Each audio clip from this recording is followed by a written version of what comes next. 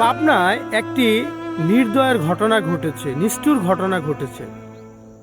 একজন মহিলা একটা কুকুরের 8টি বাচ্চা পানিতে বস্তাবন্দি করে ফেলে দিয়েছে।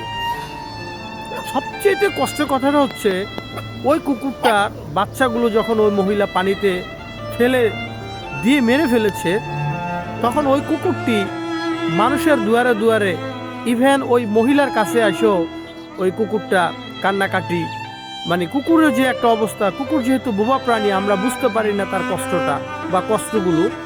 ওই কুকুরটা মানুষের ধারে ধারে, পুলিশের কাছে এবং সরকারি কর্মকর্তাদের অফিসে গিয়ে কুকুরটি ঘুরতেছিল, রাস্তা রাস্তায় ঘুরতেছিল।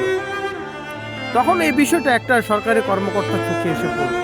তখন তারা উদ্যোগ নিল, কিরে আসলে ঘটনাটা কি, যে এই কুকুরটা আসলে এইভাবে ঘুরতেছে কেন। তাদের মনে একটা দয়া হলো, একটা মায়া হলো।